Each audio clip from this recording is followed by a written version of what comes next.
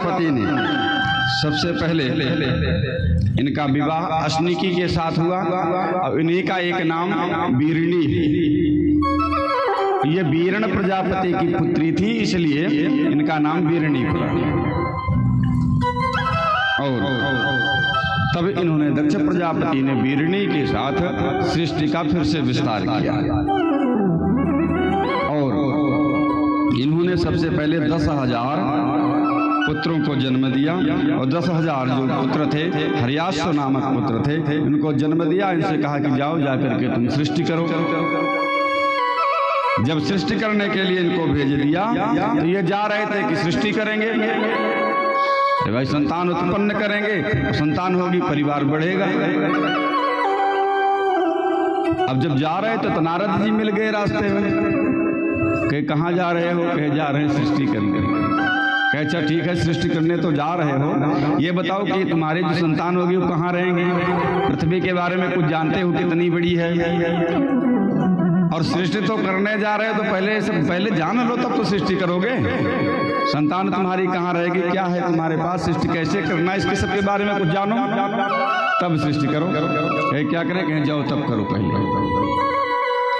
अब ये 10,000 जो हर्यश्व नामक पुत्र थे, ये सब चले गए तपस्या करने।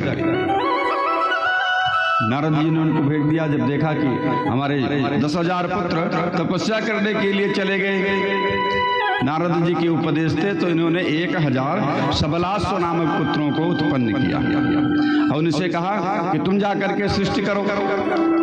और जब ये सृष्टि करने जाने लगे तो फिर नारद जी फिर मिल गए। कहे 10,000 तुम्हारे जो भाई थे हर्यश्व नामक, ये सब सृष्टि करने के लिए वो भी जा रहे थे, लेकिन उनको भी नहीं पता था कि पृथ्वी कितनी बड़ी है, क्या वो संतान उनकी रहेगी तो क्या करेगी, कैसे करेगी, इस बारे में कोई जानकारी नहीं थी। कहें क्या क्या सृष्टि कैसे करना है, इसके भी बारे में कुछ पता नहीं। कहें तो उन्होंने क्या क्या कहे, वो सब तपस्या करने गए, तुम लोग भी तपस्या करने जाओ। इनको भी तपस्या करने के लिए भेज दिया। जब इस बात का पता दक्ष प्रजापति को चला कि हमारे पुत्रों को नारद ने तपस्या करने के लिए भेज दिया, तो दक्ष प्रजापति को बड़ा क्रोध आया और उन्होंने नारद जी को श्राप दे दिया कि जाओ मैं तुमको श्राप देता हूं कि तुम एक जगह स्थिर नहीं रहोगे। इस प्रकार से दक्ष प्रजापति ने श्राप दे दिया। यह बात कथा में कभी कभी बड़ा भ्रम हो जाता है, कथावाचकों को भी इस बात का भ्रम है। तो भ्रम दूर हो जाना चाहिए। 2 दक्ष हुए हैं, एक दक्ष नहीं। मतलब वे एक दक्ष वो थे जिनका सती से विवाह हुआ था, जिनकी पुत्री सती थी और शिव से विवाह हुआ था। और एक दक्ष ये हैं जो प्रचेता गण के पुत्र हैं, वो दक्ष ब्रह्मा के पुत्र थे। उनसे 16 कन्याएं हुई थी, इनसे फिर 60 कन्याएं हुई हैं। अब दक्ष प्रजापति इस प्रकार से नारद को श्राप दे करके फिर 60 कन्याओं को जन्म दिया और 60 कन्याओं को जब जन्म दिया तो 27 कन्याओं को चंद्रमा को ब्याह दिया। अब चंद्रमा को ब्याह दिया। अब चंद्रमा के पास 27 पत्नियां, अश्विनी भरणी कृतिका रोहिणी इत्यादि जो नक्षत्र है सारे उनकी पत्नियां। अब चंद्रमा का रोहिणी के प्रति विशेष प्रेम हो गया। अब बाकी पत्नियां जाकर के दक्ष प्रजापति से कहा कि चंद्रमा तो हमको कम मानते हैं, रोहिणी को सबसे ज्यादा प्रेम करते हैं। अरे भाई 4 पुत्र हैं तो कहीं न कहीं से तो ऐसा भाव होगा ही कि हम सभी पुत्रों को बराबर स्नेह करें, बराबर प्रेम करें, तो ऐसा तो हो नहीं सकता।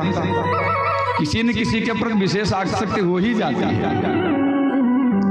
अब चंद्रमा की रोहिणी में जब आसक्ति हो गई तो सब और पुत्रियों ने बताया, तो दक्ष प्रजापति को क्रोध आया। इन्होंने चंद्रमा को श्राप दे दिया कि जाओ तुमको क्षय रोग हो जाएगा। तब से चंद्रमा घटते बढ़ते रहते हैं।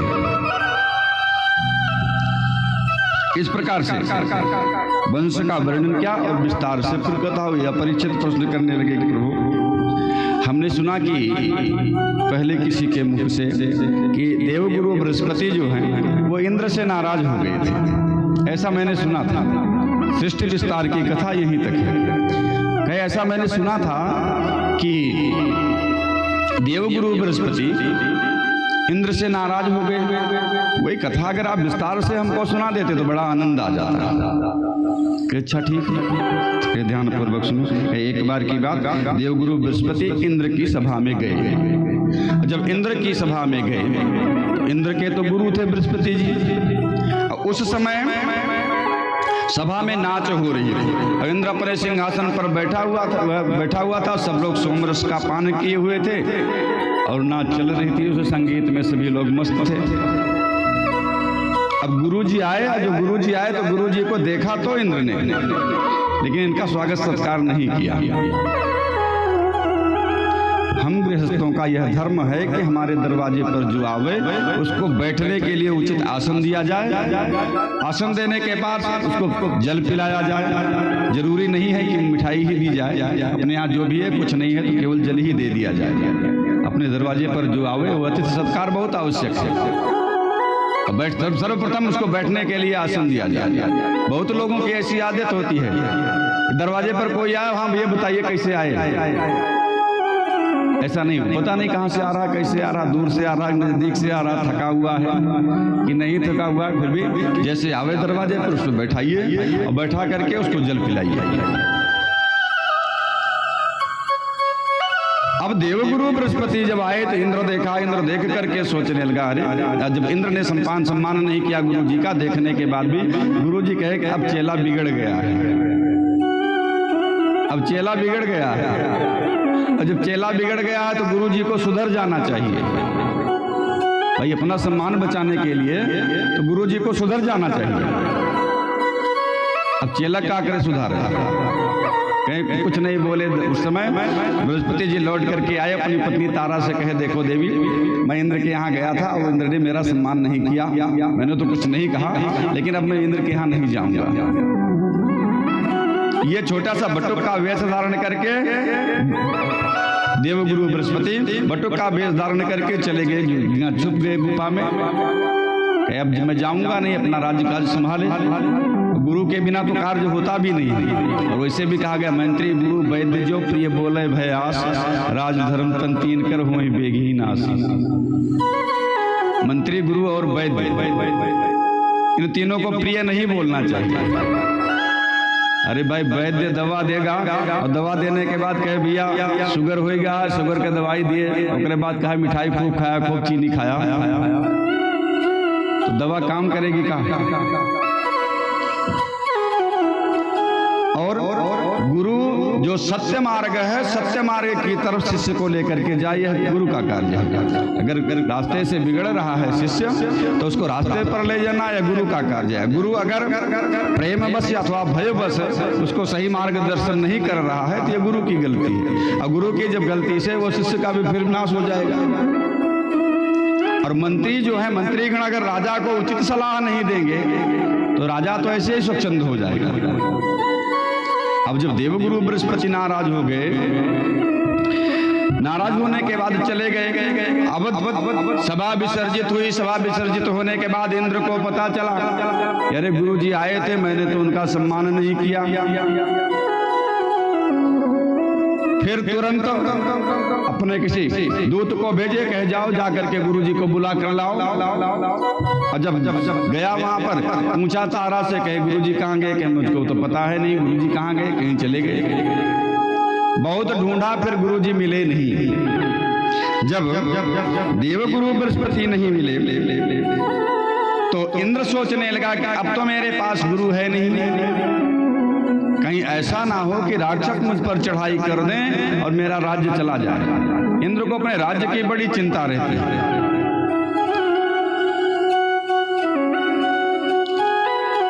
इंद्र को अपने राज्य की बड़ी चिंता, कहीं मेरा राज्य न चला जाए। अब गुरु कैसे मिले? तो गए ब्रह्मा जी के पास। ब्रह्मा जी के पास जाकर के कहने लगे, गुरु जी नाराज हो गए हैं, अब क्या करें? ब्रह्मा जी ने कहा कि जाओ, त्वष्टा का जो पुत्र है विश्वरूप को गुरु बना लो। त्वष्टा का विवाह जो दैत्यों की बहन थी रचना, ये भी कश्यप की ही पुत्री थी, कश्यप की पुत्री थी और ये दैत्यों की बहन थी। उसी के साथ त्वष्टा का विवाह हुआ था। और जब त्वष्टा का विवाह हुआ था जिससे विश्वरूप उत्पन्न हुआ। कह जाओ विश्वरूप बड़ा ज्ञानी है, अब विश्वरूप को गुरु बना लो। जब इस प्रकार से कहा, अच्छा ठीक है। और जब विश्वरूप के पास गए तो विश्वरूप के पास जा करके विश्वरूप से प्रार्थना करने लगे कि प्रभु आप हमारे गुरु बन जाओ, मेरे गुरुजी तो नाराज हो गए हैं। विश्वरूप कहने लगा, देखिए ये पुरोहिती वृत्ति जो है ना, पुरोहिती वृत्ति ब्रह्म तेज को नष्ट कर देती है। पुरोहिती वृत्ति ब्रह्म तेज को नष्ट कर देती है। इसलिए नष्ट कर देती है कि यजमान इतना सुख से कुछ नहीं देता है ब्राह्मण को कि प्रसन्नता पूर्वक दान कर दो। जब छिपकली गिर गई कहीं लग जा सीधा दे आवा।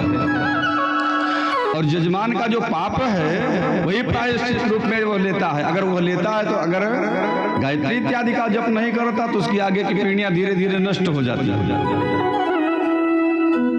तो दान लेना तो बड़ा आसान है, लेकिन दान को पचाना आसान नहीं है।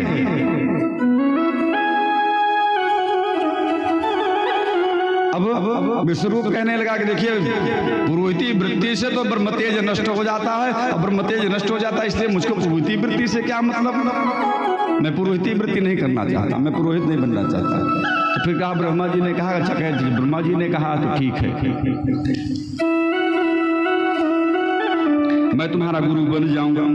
अब गुरु बन गए। गुरु बनने के बाद विश्वरूप ने इंद्र को नारायण कवच का उपदेश किया। और जब नारायण कवच का उपदेश किया, वैसे नारायण कवच की बड़ी महिमा है। जो नारायण कवच का नित्य पाठ करता है उसकी कभी पराजय नहीं होती, न किसी प्रकार के रोग होते हैं। अगर रोग है तो धीरे धीरे करके समन हो जाते हैं। भागवत में नारायण कवच है, ऐसे पुस्तक जो है बाजार में मिल जाती है, गीता प्रेस से 5 रुपए की अलग से। और नारायण कवच का नित्य पाठ करना चाहिए अगर हो सके। और नारायण कवच में कुछ विशेष बातें हैं। इमाम केशो गदया प्रातरुद्गाद गोविंदमा संगो मातवेणु नारायण प्रण उदात शक्ति मध्यान्दिने विष्णु पाणी दैवोपरान्ने मधो गृधना सायं थे धामावत माधो माम दोषे हृषि केशि उतार्ध रात्रि निशीथ केवत पद्मनाभ।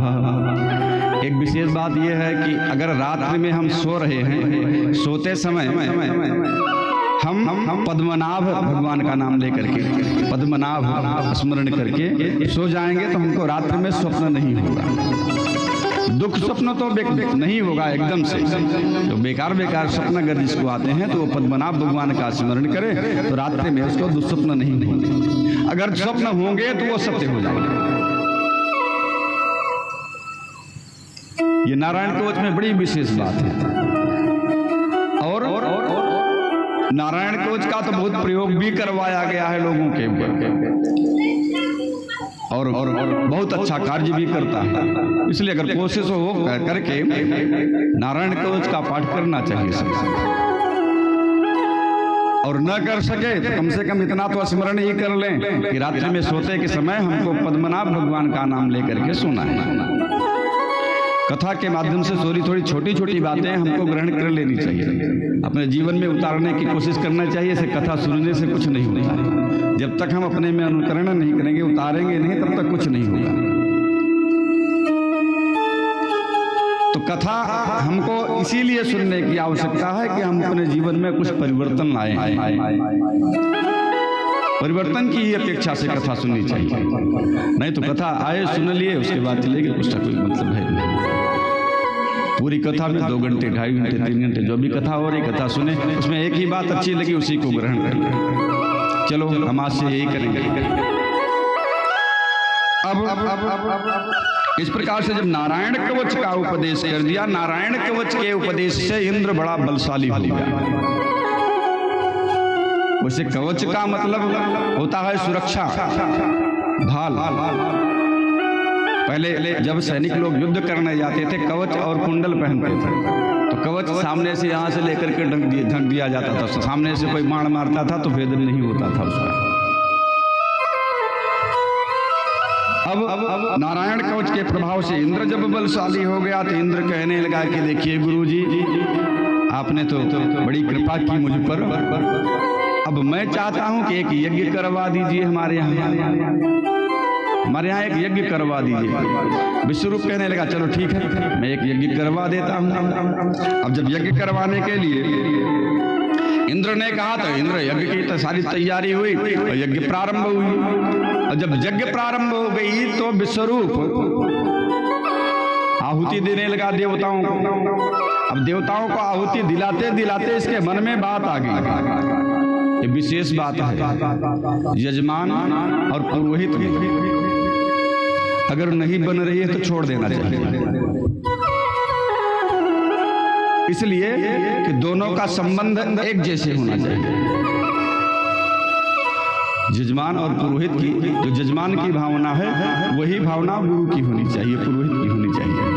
अब अगर नहीं बन रही है तो फिर बात छोड़ देना चाहिए उसको, इसलिए कि यज्ञ के समान कोई शत्रु भी नहीं होता। यज्ञ जितना लाभ करती है उतना नुकसान भी कर देती है, यज्ञ जितना लाभ देती है उतना नुकसान कर देती है। इसलिए पुरोहित अथवा गुरु की जो मति है वही मति यजमान की भी होनी चाहिए। अच्छा, यजमान जो चाह रहा है गुरु या पुरोहित वो भी वही चाहे। नहीं तो संकल्प में गुरु जी चाह रहे हैं कि इनको पुत्र हो जाए और यजमान चाह रहा है मुझको धन हो जाए, यजमान चाह रहा है मुझको धन हो जाए और गुरु जी चाह रहे हैं इनको संतान हो जाए। अब गुरु जी संतान का संकल्प करें और यजमान धन का संकल्प करें तो जब संकल्प भेद हो जाएगा तो कार्य कैसे होगा। इसलिए ये भी विशेष बात है कि यजमान को अपनी बात स्पष्ट रूप से गुरु से अथवा पुरोहित से कहनी चाहिए और संकल्प वही करना चाहिए जिसकी आवश्यकता है। कर्मकांड इत्यादि में बहुत छोटी छोटी बातें बहुत मायने रखती हैं। ऐसे कथा प्रवचन तो अलग बात है, लेकिन कर्मकांड जो पूजन इत्यादि है उसमें छोटी छोटी बातें बड़ी मायने रखती हैं।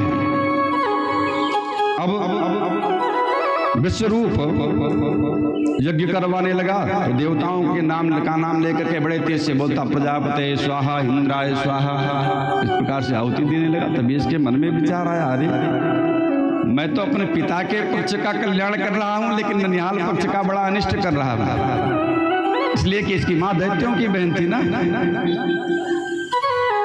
अब ये सोच रहा कि अरे मैं तो इंद्र बलवान हो जाएगा तो मेरे ननिहाल वाले तो नष्ट हो जाएंगे। अरे भाई कौन सा शास्त्र है, धर्म है, धर्मशास्त्र ऐसा कहता है कि अपना परिवार बचा के रखो और ननिहाल को नष्ट कर दो।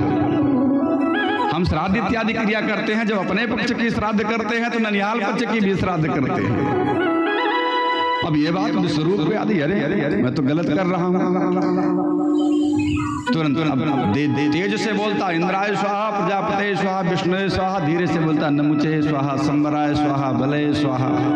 राक्षसों को भी धीरे धीरे आहुति देने लगा। जब धीरे धीरे राक्षसों को आहुति देने लगा तो हुआ क्या कि वहां जो आसपास जो ऋतुज लोग, ब्राह्मण लोग बैठे थे, वो लोग कहे कि अरे ये आचार्य क्या कर रहा है। गए जा करके इंद्र से बताए धीरे से, ऐसा है कि आपने तो गुरु बना लिया है इसको, ये तो राक्षसों को भी आहुति दे रहा और राक्षस बलवान हो जाएंगे तो फिर हमारा जीना बड़ा कठिन हो जाएगा।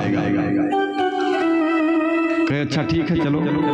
अब जब इस प्रकार से कहा, इंद्र आया, इंद्र आकर के पीछे से देखा कि बीच बीच में बलय स्वाहा, संवराय स्वाहा बोल रहे हैं। बड़ा क्रोध आया इंद्र को, अपना वज्र उठाया, वज्र से सिर काट दिया विश्वरूप का।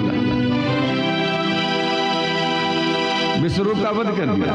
विश्वरूप के 3 सिर थे, सोमपीठम तुयत्सिरः आसीत कपिपिंजरः कंकविक सुरापीतम अन्नम च तितिरः भवेत्। इनके जो 3 सिर थे विश्वरूप के, जब ये सिर काटा तो जिस सिर से वह सोमरस का पान करते थे वही पपीहा पक्षी हुई।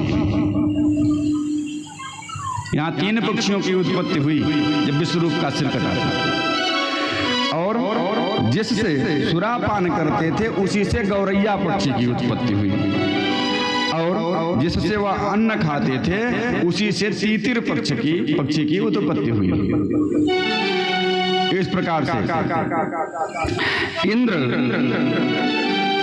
ने जब गुरु का वध कर दिया तो उसको ब्रह्म हत्या का दोष लग गया, और यह 1 वर्ष तक अपनी ब्रह्म हत्या को छुड़ाने के लिए इधर उधर घूमने लगा कि मैं अपनी ब्रह्म हत्या को दूर करूं। 1 वर्ष तक इसको कोई उपाय नहीं मिला। फिर इंद्र ने अपनी ब्रह्म हत्या को 4 भागों में बांट करके 4 लोगों को दिया। इसको किसको दिया? पृथ्वी को दिया, जल को दिया, वृक्ष को दिया और स्त्रियों को दिया। इन्हीं 4 लोगों को ब्रह्म हत्या दिया। और जब पृथ्वी को देने लगे तो पृथ्वी कहने लगी कि इंद्र, मैं तो तुम्हारी चतुर्थांश ब्रह्म हत्या ले रही हूँ। चौथी भाग जो चार भाग बांटा है, मैं तुम्हारी चौथा भाग ब्रह्म हत्या ले रही हूँ, तो मुझको क्या मिलेगा? मुझको भी तो कुछ मिलना चाहिए। अरे भाई, कोई मजदूरी करेगा, कोई मेहनत करेगा तो उसके बारे में बदले में तो कुछ मिलना चाहिए ना। हम कथा सुनने आए हैं, बाद में प्रसाद न मिले तो अच्छा नहीं लगेगा, प्रसाद मिलना चाहिए। तो कहे कि पृथ्वी जब इस प्रकार से कही जाओ, तो इंद्र ने कहा जाओ, मैं तुमको आशीर्वाद देता हूँ, जो तुम्हारे अंदर गड्ढे होंगे वो धीरे धीरे करके भर जाएंगे। यही आशीर्वाद इंद्र ने दिया। तो पृथ्वी पर जब गड्ढे खोद दिए जाते हैं, वह गड्ढे धीरे धीरे समय से अपने आप भर जाते हैं, उसको कोई पाटने की आवश्यकता नहीं है। और वही ब्रह्म हत्या पृथ्वी पर ऊसर भूमि के रूप में दिखाई पड़ती है। जो ऊसर भूमि है, ऊसर भूमि पृथ्वी पर वही इंद्र की ब्रह्म हत्या दिखाई पड़ती है। फिर इंद्र ने चतुर्थांश ब्रह्म हत्या को जल को दिया, और जब जल को देने लगे, कहे पृथ्वी को तो कुछ मिला, हमको क्या मिलेगा? मैं तुम्हारी ब्रह्म हत्या ले लूं तो? कह जाओ, मैं तुमको भी आशीर्वाद देता हूँ कि तुम्हें निरंतर प्रभाव बना रहेगा और तुम बहते रहोगे। और जल में वही ब्रह्म हत्या फेन और काई के रूप में दिखाई पड़ती है। इसलिए नदी इत्यादि में जब हम स्नान करने जाएं तो ऊपर से जल हटा करके तब डुबकी लगानी चाहिए। फिर इंद्र चतुर्थांश ब्रह्म हत्या लेकर के वृक्षों के पास गया, तो वृक्ष कहने लगे 2 लोगों को मिला, हमको कुछ मिले। ठीक है, मैं जाओ, तुमको आशीर्वाद देता हूँ, जहाँ से काटा जाएगा वहीं से तुम फिर बढ़ जाओगे, ऐसा आशीर्वाद दिया। और वही ब्रह्म हत्या पेड़ में गोंद के रूप में दिखाई पड़ती है, इसलिए पेड़ की गोंद नहीं खानी चाहिए। और चौथे जो ब्रह्म हत्या, चतुर्थांश ब्रह्म हत्या स्त्रियों के पास लेकर के गया, और इंद्र स्त्रियों को के पास लेकर के गया, स्त्रियों को दिया, तो स्त्रियां कहने लगी सबको मिला, मुझको क्या मिलेगा? तो इंद्र ने कहा कि ठीक है, जो तुम मांगना चाहो वो मुझसे मांग सकती हो। तो स्त्रियों ने मांगा, कहा शाश्वत काम वरेणाम, काम की हमारी इच्छा हमेशा बनी रहे, यही हमको आशीर्वाद प्रदान कर दीजिए। फिर इंद्र ने प्रदान कर दिया, वही ब्रह्म हत्या प्रत्येक महीने रज के रूप में स्त्रियों में दिखाई पड़ती है। बोलिए वृंदावन बिहारी लाल की। अब जब इंद्र ने विश्वरूप का सिर काट लिया, इस बात का पता त्वष्टा को चला। जब त्वष्टा को इस बात का पता चला इनके पिताजी को, तो त्वष्टा बड़े क्रोधित हुए। त्वष्टा ने कहा कि हे इंद्र, तुमने मेरे पुत्र का वध किया, मैं तुमसे बदला लूंगा। इन्होंने यज्ञ प्रारंभ किया, और यज्ञ जब प्रारंभ किए तो इन्होंने कहा कि कहना तो कुछ दूसरा चाह रहे थे, संकल्प में संकल्प भेद हो गया थोड़ा सा। इन्होंने कहा इंद्र शत्रु विवर्धस्व, इंद्र शत्रु रूप भी नहीं बनता, इंद्र से शत्रु इंद्र शत्रु होता है, इंद्र शत्रु नहीं होता है। तो उसमें हुआ क्या, कहे स्वरतो वर्णतो हीना मिथ्या प्रयुक्तो वा यजमानम हीनस्ति। अगर स्वर वर्ण से हीन हो जाए और बेकार का प्रयोग किया जाए तो यजमान को ही कष्ट दे देता है। अब ये तो कहना चाह रहे कि हे इंद्र शत्रु, हे इंद्र के शत्रु, तुम्हारी वृद्धि हो, ऐसा कहना चाहते हैं। लेकिन जब स्वरवर्ण से हीन हो गया तो इसका अर्थ उल्टा हो गया, कि इसमें उल्टा ये हो गया कि हे इंद्र शत्रु तुम्हारी वृद्धि हो, तो इसमें इंद्र की वृद्धि होगी। केवल एक मात्रा के गलत हो जाने से सारा उल्टा हो गया। इंद्र से शत्रु, इंद्र शत्रु होना चाहिए था, इंद्र इनको कहना चाहिए इंद्र शत्रु विवर्धस्व। अब शत्रु की जगह शत्रु कह दिए, बस उल्टा हो गया कर। अब जब यज्ञ प्रारंभ किए, यज्ञ प्रारंभ करने के बाद वहां से एक भयानक दैत्य पैदा हुआ यज्ञ कुंड से। और जब दैत्य पैदा हुआ तो बड़े तेज से गर्जना किया, गर्जना करने से चारों तरफ दिशाएं गूंज गई। जब दिशाएं गूंज गई, कहा मुझको किस लिए प्रकट किए, मैं कौन हूँ? कहे तुम जाओ, मैं तुम्हारा नाम वृत्तासुर है, और तुम जा करके इंद्र का वध कर दो, तुम जा करके इंद्र का वध कर दो, मैंने तुमको इसीलिए उत्पन्न किया है। तो जब इस प्रकार से कहा, अब वृत्तासुर इंद्र के पास गया युद्ध करने के लिए। जब इंद्र युद्ध करने के लिए गया, इधर इस बात का पता जब इंद्र को चला कि त्वष्टा ने वृत्तासुर को उत्पन्न किया है मुझे मारने के लिए, तो ये सोचने लगे कि इससे युद्ध कैसे किया जाए जिससे विजय प्राप्त हो जाए। भगवान विष्णु के पास गए, वहां जाकर के इन्होंने निवेदन किया, कहा प्रभु कैसे हम इससे लड़ सकते हैं वृत्तासुर से? कहे जाओ दधीच के पास जाओ, दधीच के पास जाकर के उनकी हड्डियां मांग लो, उनकी हड्डी ले विश्वकर्मा जी को ले जा करके दे दो, विश्वकर्मा जी से दे करके उनसे कहो कि वो वज्र का निर्माण कर दे, उसी वज्र से उसकी मृत्यु होगी। कहा अच्छा ठीक है। अब इंद्र से जब इतनी बात कहे, इंद्र सोचने लगा अरे मैंने तो बहुत पहले ही दधीच का अपमान कर दिया था, दधीच का मैंने तो पहले अपमान कर दिया था। कहे अपमान कब किया? कहे एक बार की बात, महर्षि दधीच के पास अश्विनी कुमार आए। अश्विनी कुमार कहने लगे कि आप हमको ब्रह्म विद्या का उपदेश कर दीजिए। तो दधीच जी ने अश्विनी कुमारों से कहा कि ठीक है, मैं तुमको कल उपदेश कर दूंगा, आज नहीं। इससे तो गुरु मुहूर्त देख करके कार्य करते हैं या उचित समय जान करके कुछ बताते हैं। कहे ठीक आज नहीं, कल अगर हम कल आना, कल मैं तुमको उपदेश कर दूंगा। कहे ठीक है। इस बात का पता इंद्र को चला। जब इंद्र को चला, इंद्र आ करके दधीच से कहने लगा कि अगर तुम ब्रह्म विद्या का उपदेश अश्विनी कुमारों को करोगे तो मैं तुम्हारा वध करूंगा। अब दूसरे दिन जब अश्विनी कुमार आए, तो आकर के दधीच से कहने लगे कि अब हमको ब्रह्म विद्या का उपदेश कर दीजिए।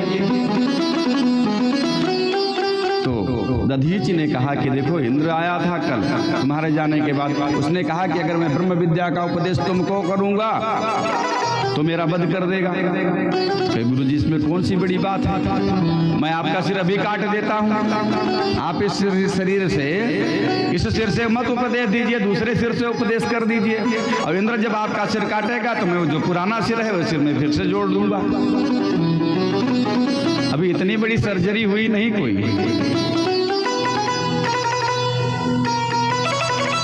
तो अश्विनी कुमार जो थे, जो देवताओं के जो वैद्य थे, इन्होंने दधीच का सिर काट दिया, काट करके घोड़े का सिर इनके सिर पर जोड़ दिया। तो घोड़े के मुख से उपदेश दिया, इनका एक नाम वहां अश्वशिरा पड़ गया।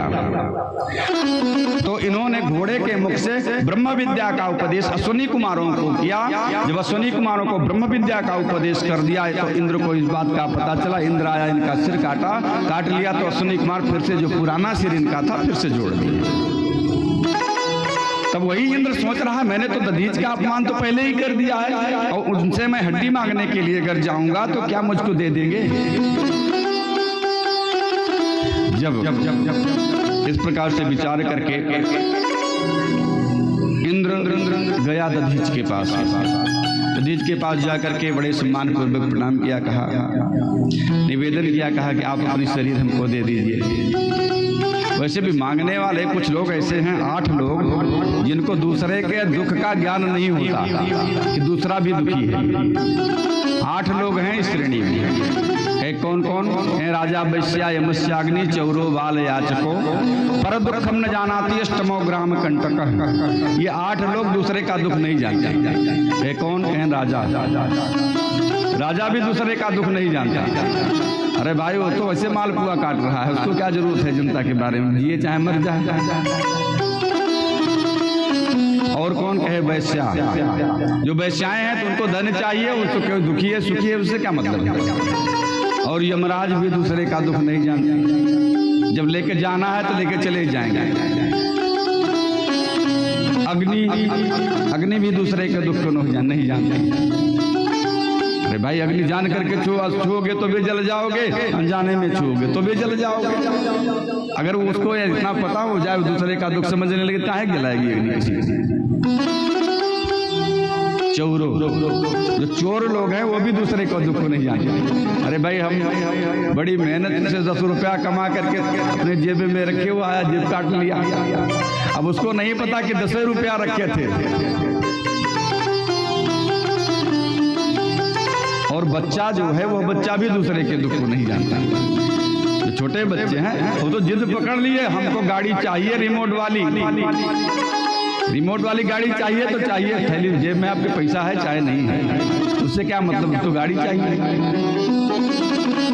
और याचक लोग, जो मांगने वाले लोग हैं, इन लोगों को भी दया नाम की कोई चीज नहीं, वो तो मांगते ही रहेंगे। और 8वां कहे के अष्टमो ग्राम कंटकः, 8वां जो गांव में दुष्ट लोग हैं ना, हर एक गांव में होते हैं कुछ लोग ऐसे, सभी गांव में होते हैं, बड़े दुष्ट होते हैं। वो भी किसी के दुख को नहीं जानते, वो बैठ ही नहीं सकते, किसी न किसी में लड़ा देंगे अनायास का। तो ऐसे 8 लोग हैं जो दूसरे के दुख को नहीं जानते। आज तो इंद्र भी उसी श्रेणी में आ गया मांगने वाले की। जब उसी श्रेणी में आया, निवेदन किया कि आप अपनी अस्थि दे दीजिए हमको। अब दधीच कहने लगे, भला कोई शरीर छोड़ करके अपनी शरीर छोड़ना चाहता है क्या? कोई अपनी शरीर छोड़ना चाहता है क्या? कोई प्रेम से तो नहीं छोड़ना चाहता। और दधीच कहने लगे कि देखिए कोई प्रेम से अपना शरीर नहीं छोड़ता, और इसलिए नहीं छोड़ना चाहता। मैं तो मान लीजिए मैं ज्ञानी हूँ, मुझको शरीर से कोई मतलब नहीं है, लेकिन भजन तो शरीर के माध्यम से ही किया जा सकता है ना। जो भजन करेंगे हम, भजन तो शरीर के माध्यम से करेंगे। इसलिए शरीर माध्यम खरु धर्म साधनम, शरीर का होना आवश्यक है तभी धर्म कर्म होगा। अरे भाई, हम ऐसा कठिन व्रत करने के प्राण ही निकल जाए ना, कठिन व्रत कर लें कि प्राण ही निकल जाए, तो ऐसे व्रत से क्या मतलब है? जब शरीर ही नहीं रहेगा तो व्रत कैसे करेंगे? मान लीजिए हम कहीं ऐसी जगह फंस गए जहाँ जल भी नहीं मिल रहा, खाने के लिए कुछ नहीं मिल रहा है, तो शास्त्र तो यहाँ तक अनुमति देता है कि इस परिस्थिति में अगर आप हैं तो जो अभक्ष्य वस्तु है उसका भी भक्षण करके आप अपने शरीर की रक्षा कीजिए। और बाद में जब वहां से लौट करके आएंगे, शरीर बचा रहेगा तो आप उसके लिए प्रायश्चित कर लीजिए। लेकिन जब वहां मर जाएंगे, आपका शरीर ही छूट जाएगा, तो कौन सा प्रायश्चित करेंगे? इसलिए जो कुछ किया जा सकता है तो इसी शरीर से किया जाता है, दूसरे शरीर से कुछ किया नहीं जा सकता। आप शरीर ही मांग रहे हैं। इंद्र सोचने लगा कि अब ये देंगे नहीं हमको शरीर। थोड़ा सा मुंह लटक गया, इंद्र का मुख लटका हुआ देखा दधीच जी ने, तो कहने लगे देखो इंद्र, तुम चिंता ना करो, मैं तो बड़ा भाग्यशाली हूँ, इसलिए कि मरने के बाद इस देह की तो 2 ही गति है, या तो मिट्टी में दबा दिया जाएगा, सड़ जाएगा, कीड़े खा लेंगे, अथवा अग्नि को समर्पित कर दिया जाएगा, जल जाएगा।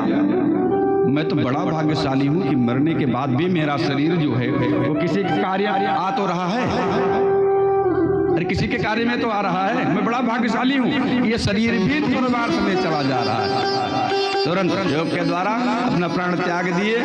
जब प्राण त्याग दिए तो इंद्र दधीच का शरीर से हड्डी लेकर के आगे जाकर के विश्वकर्मा को दिया। विश्वकर्मा जी वज्र बनाए, वज्र का निर्माण करके इसी से धनुष भी बने थे 2-3।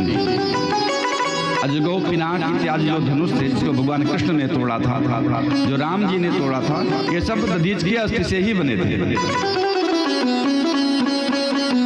अब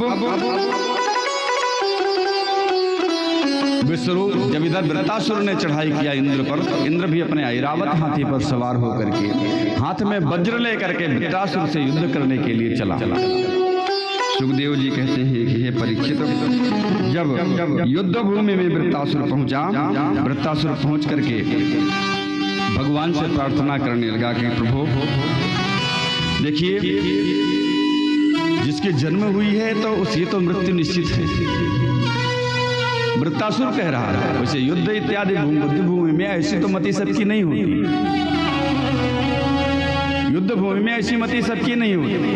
भगवान से प्रार्थना, प्रभु मैं तो जन्म लिया हूँ, और जन्म लिया हूँ तो मृत्यु निश्चित ही है प्रभु। अरे जो मैं यही चाहता हूँ कि मेरी मृत्यु हो जाए, लेकिन मृत्यु होने के बाद भी आपका ही प्राप्ति हो मुझ मेरी युद्ध भूमि में।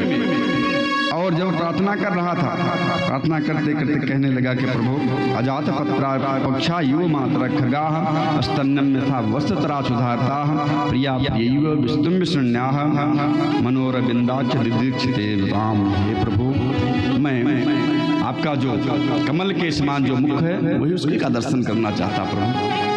और मैं बड़ा दर्शन, आपके दर्शन के लिए बहुत तड़प रहा हूँ। कि तड़प कैसे रखे? अजात पक्षा युव मातरं खगः, जैसे घोंसले में कोई बच्चा है, उसके पंख नहीं जमा है, वो अपनी माँ की प्रतीक्षा कर रहा है कि मेरी माँ आएगी मुझको कुछ खिला देगी, मेरी माँ आएगी वो मुझको खिला देगी। उसी पक्षी की माँ आएगी मेरे को खिला देगी। कहे ये तो भाई भूख का भजन हो गया। अरे भजन करना है तो भूख का भजन है। अगर भूख नहीं लगेगी तो क्या वो माता की प्रतीक्षा नहीं करेगा क्या? ये तो भूख का भजन हो गया।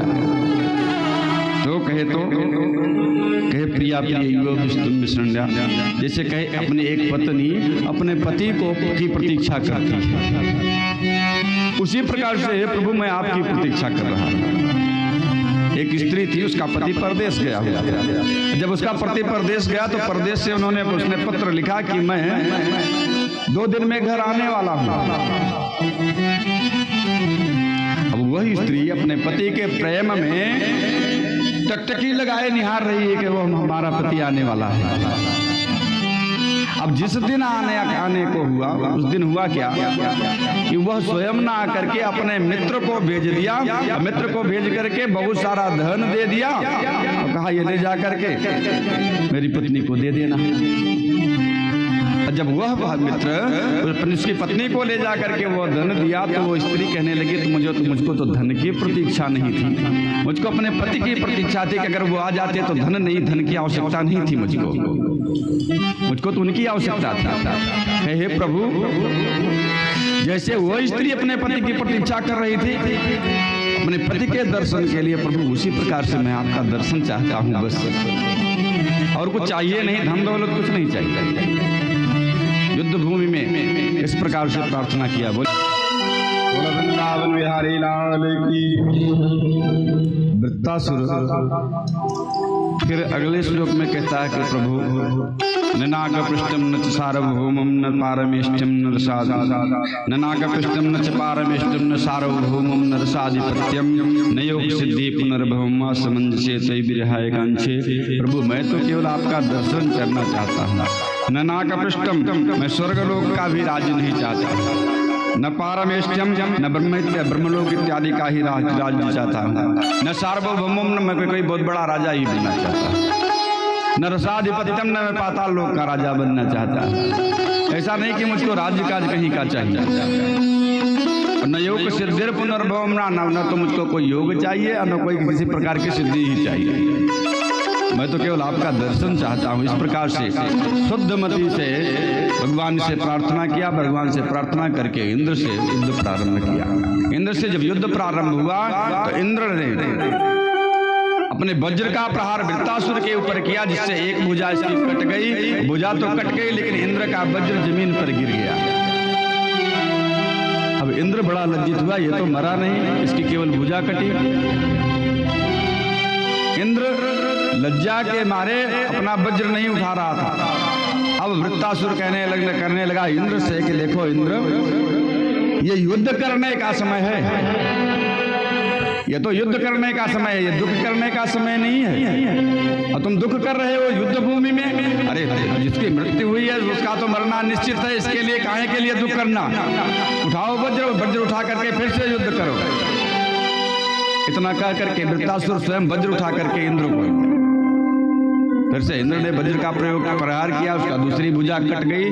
जब दोनों भुजाएं कट गई तब वृत्तासुर इंद्र की तरफ बड़े तेज से बढ़ा, और जब बड़े तेज से बढ़ा अपना मुख बड़ा सा फैलाया और इंद्र ऐरावत हाथी पर बैठा हुआ था, हाथी के सहित निगल लिया इंद्र को, अपने पेट में ले लिया। जब इस प्रकार से जब निगल लिया, निगल लेने के बाद इंद्र ने अपने वज्र से धीरे धीरे करके उसका पेट फाड़ा। इसलिए फाड़ा इसलिए इंद्र की मृत्यु नहीं हुई, क्योंकि नारायण कवच का उपदेश तो पहले विश्वरूप ने किया था। नारायण कवच के उपदेश के कारण इसकी मृत्यु नहीं हुई इंद्र की, और वो बच गया। और बच करके इस प्रकार से विश्वरूप, इस प्रकार से वृत्तासुर का वध कर दिया इंद्र ने। अब इंद्र उसका जब पेट फट गया तो मर गया।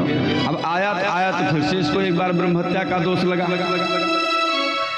तो इंद्र कमल नाल में जाकर के 1000 वर्ष तक छिप करके बैठ गया, और वहां जाकर के भगवान हरि का स्मरण करके अपने पाप का प्रक्षालन किया। और बोले वृंदावन बिहारी लाल की। जब इतनी सब सारी कथा हुई तो परीक्षित पूछने लगे कि सुखदेव जी से, प्रभु हमको बताइए, भला युद्ध में ऐसी मति कैसे किसी की हो सकती है? वृत्तासुर था कौन? ये वृत्तासुर था कौन? तब परीक्षित कहने लगे कि हे सुखदेव जी कहने लगे कि हे परीक्षित, यह वृत्तासुर पूर्व जन्म में चित्रकेतु नामक एक राजा था। राजा चित्रकेतु सूरसेन देश का राजा था। इसके 1 करोड़ पत्नियां थीं, कम नहीं 1 करोड़। और 1 करोड़ पत्नी होने के बाद भी इसको कोई संतान नहीं थी, संतान नहीं थी। और जब संतान नहीं थी तो एक बार अंगिराज स्वच्छंद रूप से भ्रमण करते हुए इसके राज्य में आए, राजा से मिले। राजा से कहने लगे कि राजन, राज्य काज तो सही से चल रहा है? कि हाँ प्रभु चल तो रहा है, लेकिन अब लगता है कि आगे वंश का विस्तार नहीं होगा। अरे भाई कोई होना चाहिए ना वंश के में अपने आगे, कि अब लग रहा वंश का विस्तार नहीं हो, कुछ आप कृपा कर दीजिए जिससे कि वंश विस्तार हो जाए। अब अंगिराज जी कहने लगे, नहीं राजन, आपको इसके लिए प्रयास नहीं करना चाहिए, अब चले जाओ जंगल में जाकर के तपस्या करो, राज्य छोड़ो, कोई भोगेगा। लेकिन अब नहीं माने तो अंगिराज जी ने एक फल दिया, यहाँ ले जाओ, अपनी पत्नी को खिला दो, जिससे एक संतान हो जाएगा। तो इनकी एक पत्नी थी जिनका नाम था कृतद्युति। कृतद्युति से बड़ा प्रेम करते थे। वो फल ले जा करके कृतद्युति को दे दिया। कृतद्युति फल खा ली। फल खाने के बाद गर्भवती हुई, बाद में इनको संतान हुई।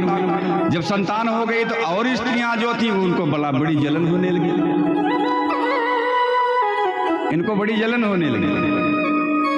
और जब जलन होने लगी तो वही स्त्रियां सोचने लगी कि अब राजा केवल कृतद्युति से ही प्रेम करेंगे, मुझसे तो प्रेम करेंगे नहीं, मुझसे तो बातचीत भी नहीं करेंगे, इसलिए कि जो जिसके पुत्र है उसी का तो ज्यादा मान होगा, मेरे तो कोई है नहीं।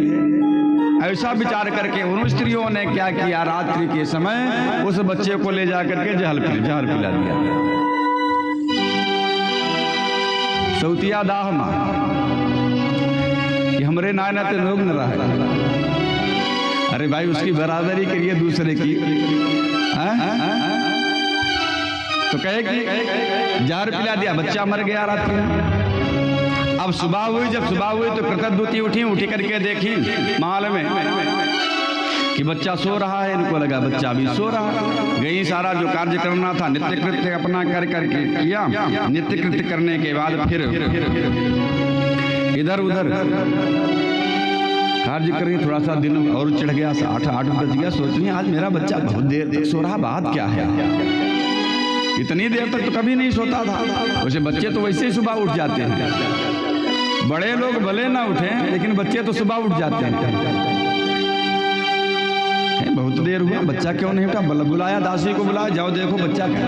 अब दासी गई, देखी तो बच्चा तो मरा पड़ा हुआ था, उसका पूरा शरीर नीला हुआ, काला पड़ गया।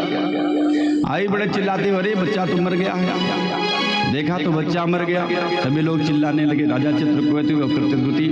अब जो और रानियां थी वो लोग भी आकर के रोने लगी, और जोर जोर से रो रही है। भाई दुख में तो सहभागी बनना ही है ना। तो इस प्रकार से मर गए। अब राजा चित्रकेतु कहने लगे, अरे भगवान ने हमको एक संतान भी दी, वो संतान भी हुई तो मर गई। इतना दुख भला क्या करे लेकर के। और इससे अच्छा तो मेरी ही मृत्यु हो जाए तो अच्छा है। दुख में बड़े दुखी।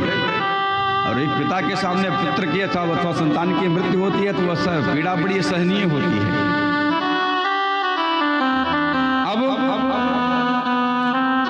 इस प्रकार से जब रो रहे थे तभी अंगिरा जी और देवर्षि नारद दोनों लोग आ गए। अब जब दोनों लोग आए तो दोनों लोग आकर के कहने लगे कि देखिए राजन, आपको दुख नहीं करना चाहिए। कहे सुखस्य दुःखस्य नो कोपि दाता परो ददातीति कुबुद्धिरेषां पराकृतं कर्म सदैव भुंजते देहिश्च किंचिन निस्तरम यत्त्वया कृतं। ये जो जीव है, जीव अपना शुभ और अशुभ कर्म का जो इसके प्रारब्ध के अनुसार जो भोग है वही भोगता है जीव। इसमें कोई किसी को सुख दुख नहीं देता है, किसी को कोई सुख दुख नहीं देता है। तुलसी बाबा कहते हैं वो उनको तो सुख दुख कर दाता, सब अपना अपना कर्म भोग रहे हैं। तो कहे कि जो सुख दुख को देने वाला कोई दूसरा नहीं है, जो हमने अपना संचित किया है उसी को भोग रहे हैं। जो पहले हमने कमाया है, अरे भाई जब गेहूं बोए हैं तो गेहूं काटेंगे, जब वो गेहूं बोया ही नहीं तो क्या काटेंगे। जो हमने पहले से जो संचित किया, संचित करने के बाद हमारा अगर पुण्य बढ़ जाएगा तो हमको अच्छे परिवार में जन्म मिल जाएगा, अच्छे परिवार में जन्म मिल करके हम ऐश्वर्य का भोग करेंगे। यूं ही देखिए सामान्य रूप से संसार में सबको, एक व्यक्ति दिन भर मेहनत करता है उसके बाद भी उसको खाने के लिए पूरा नहीं होता। अब किसी व्यक्ति के पास इतना धन भरा पड़ा है कि वो जानता ही नहीं कि मेरे पास कितना धन है। दूसरा उदाहरण देखिए, एक कुत्ता दरवाजे पर आता है तो उसको डंडे से मार देते, उसका पैर टूट जाता है, चिल्लाते चला जाता है। एक कुत्ता फर्स्ट क्लास एसी गाड़ी में घूम रहा है, जितने में एक परिवार की खर्चा चल जाती होगी उतना उस कुत्ते पर खर्च हो रहा है। भले वो कुत्ता हो गया, लेकिन उस जीव ने इतना तो संचय किया ही था कि वह सुख भोग करेगा।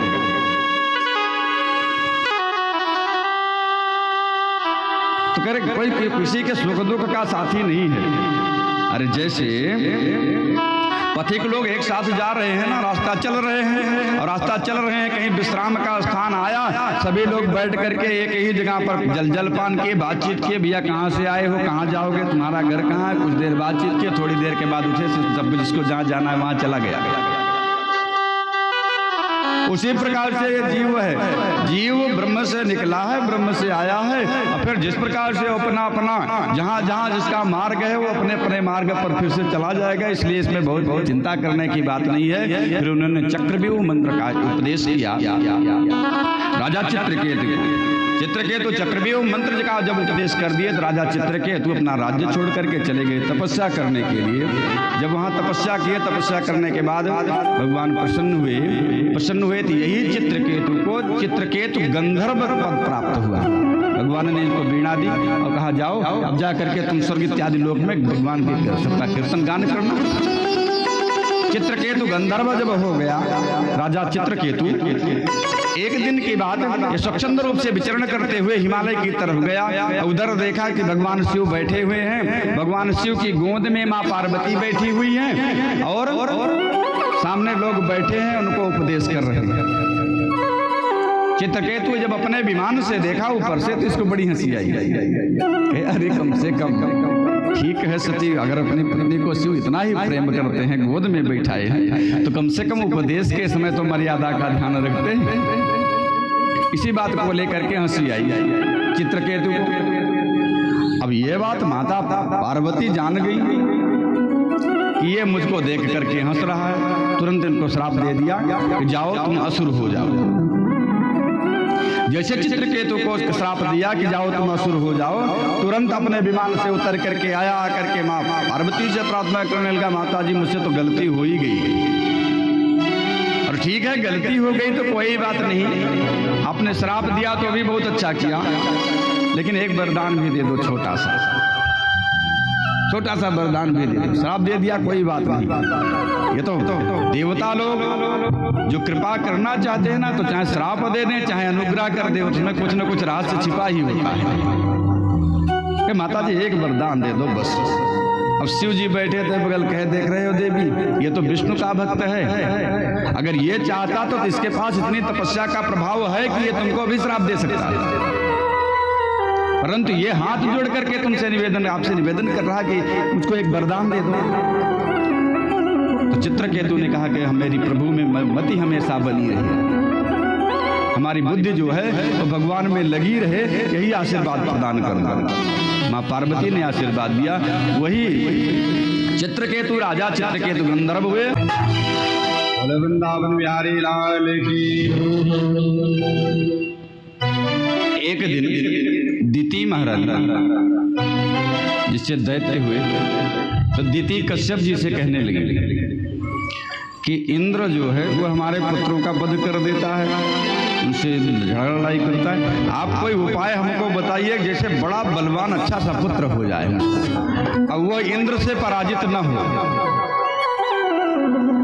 जब इस प्रकार से कहा तो कश्यप जी ने कहा, देवी मैं तुमको एक व्रत बताता हूँ, वह व्रत कर लो, बड़ी सुंदर संतान होगी। उस व्रत का नाम है पुंसवन व्रत। थोड़ा ध्यान से सुने। पुंसवन व्रत कह देवी, पुंसवन व्रत को करना चाहिए अगर तुमको अच्छी संतान चाहिए। कि उसका नियम है, नियम ध्यान से सुने। एक नियम क्या है कि सबसे पहले मन, वचन और वाणी के द्वारा किसी को न सतावे और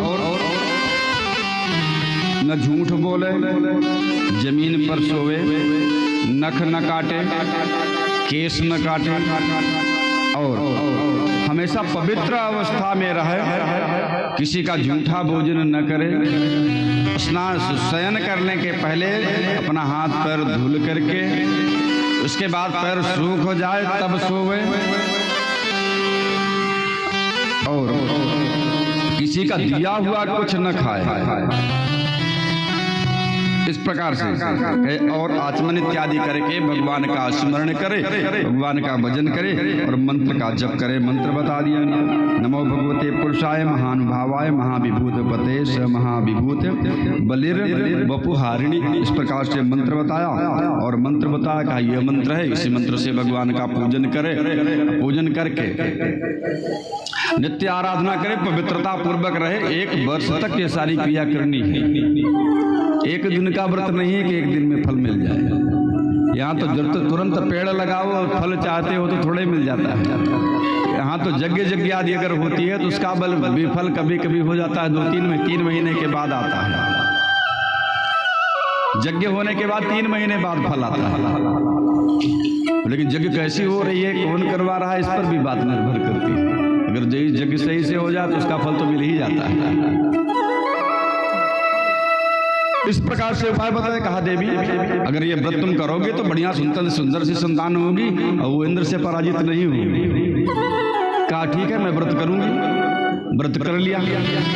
जब व्रत कर लिया तो इंद्र को इस बात का पता चला कि दिति ने व्रत किया है और वो उसके गर्भ से मेरा शत्रु उत्पन्न होगा। इंद्र एक अपना वेश बदल करके आया, आकर के दिति के साथ रहने लगा। जो भी कार्य करते उसमें कुछ सहयोग करता और यह सोचने लगा कि दिति कोई गलती कर दे, जिस दिन गलती हो जाएगी उसी दिन मैं इनका व्रत भंग कर दूंगा। और व्रत भंग करने का मुख्य लक्ष्य था कि मैं इनका गर्भ नष्ट कर दूंगा। इस प्रकार से कुछ दिनों तक लगा रहा इंद्र। फिर एक दिन क्या हुआ कि शाम के समय दिति पैर बिना धोए ही सो गई और जब सो गई तो इंद्र को मौका मिल गया। इंद्र बड़ा छोटा सा अंगूठे के बराबर अपना रूप धारण करके वज्र लेकर के दिति के गर्भ में प्रवेश कर गया। जैसे भगवान कृष्ण उत्तरा के गर्भ में प्रवेश करके परीक्षित को बचाए, उसी प्रकार से इंद्र अंगूठे के बराबर स्वरूप धारण करके दिति के गर्भ में प्रवेश कर गया वज्र लेकर के। तो दिति के गर्भ को 7 टुकड़ों में काट दिया। जब 7 टुकड़ों में काटा तो 7 अलग अलग हो गए। वो रोने लगे। अब वो कह रहे हैं कि भैया मुझको काहे मार रहे हो, मैं तो तुम्हारा शत्रु हूं नहीं। लेकिन तब तक इंद्र ने उन 7 टुकड़ों को एक टुकड़े को फिर से 7 कर दिया। ये 49 हो गया। यही 49 मरुदगण जो कहा जाता है कि भैया 49 पवन चले लागे। यही दिति के पुत्र हुए जो देवता के रूप में पूजन किया जाता है इनका। जब ये इंद्र ने इनका काट करके जब ये 49 हो गए तो ये कहने लगे मैं तो आपका मित्र ही हूँ, मैं तो देवता हूँ, मैं तो देवता हूँ, आप मेरा नाहक वध कर रहे हैं, मैं तो आपका मित्र हूँ। तो वही उत्पन्न हुए, उत्पन्न होने के बाद वही मरुदगण के रूप में उनकी आज पूजा होती है। बोले वृंदावन बिहारी लाल की। इसके बाद फिर हम लोगों ने हिरण्याक्ष और हिरण्यकश्यप की कथा सुनी थी वहाँ जय विजय की। पहले तो हिरण्याक्ष का तो वध हो गया था, लेकिन हिरण्यकश्यप बचा था। जो जय विजय थे भगवान विष्णु के द्वारपाल थे, सनकादि ऋषियों ने इनको श्राप दे दिया था। ये सब कथा हम पहले सुन चुके हैं, जिनके श्राप के प्रभाव से ये राक्षस हुए और ये 3 जन्म तक राक्षस हुए, रावण, कुंभकर्ण, शिशुपाल, दंतवक्र और हिरण्याक्ष और हिरण्यकश्यप।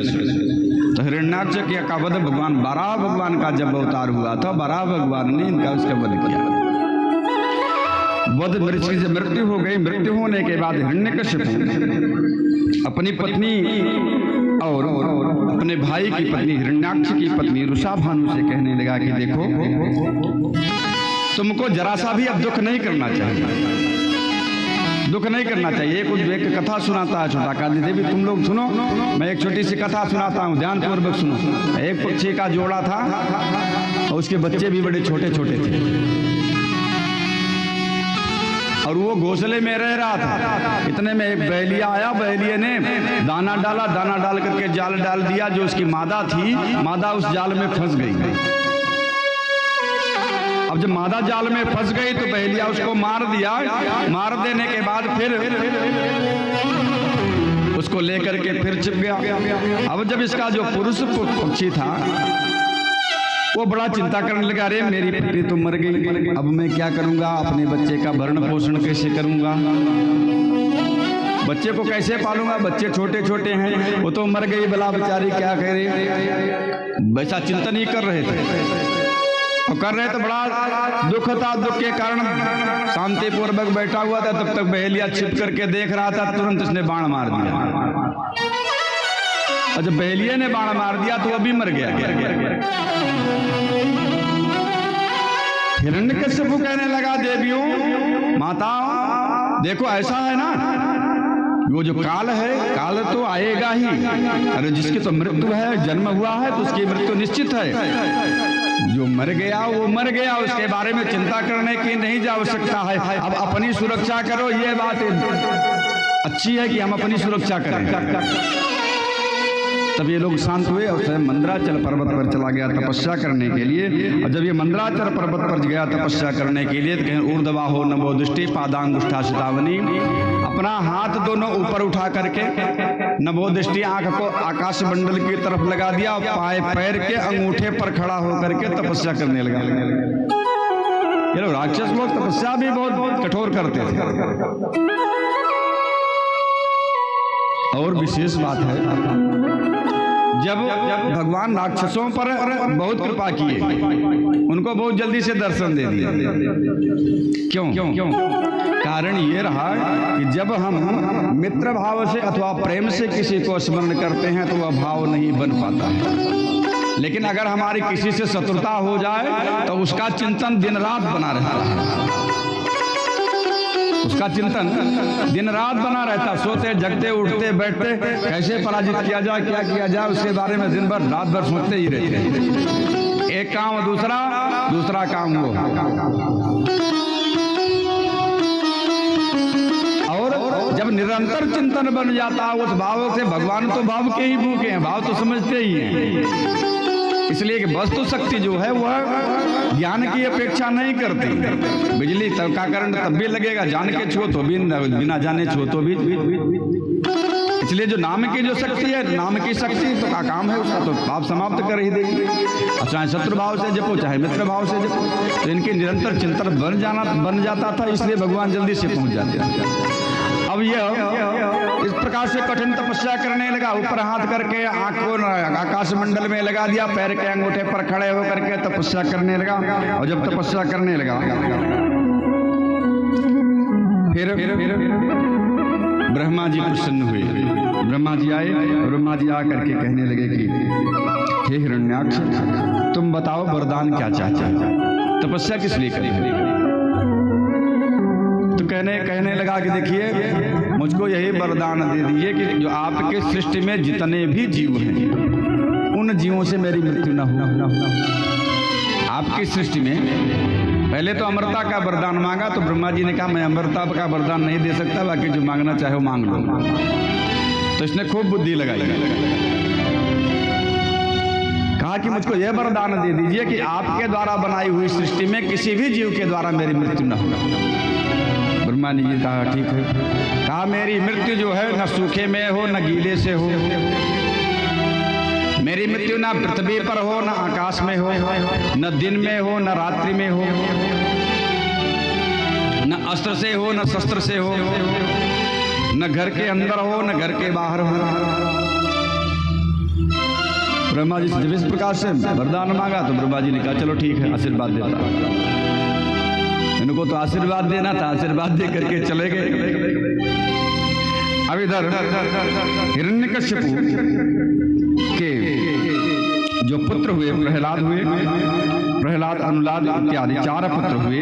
और जब 4 पुत्र हुए, ऐसा वर्णन मिलता है कि हिरण्यकश्यपु ने 100 वर्ष तक तपस्या की थी बिना खाए पिए। लेकिन हरिवंश पुराण में ऐसा वचन मिलता है कि हिरण्यकश्यपु ने 11,000 वर्ष तक तपस्या की। कम नहीं, तपस्या भी कम दिन नहीं करते थे। तो भागवत में 100 वर्ष का ही वर्णन।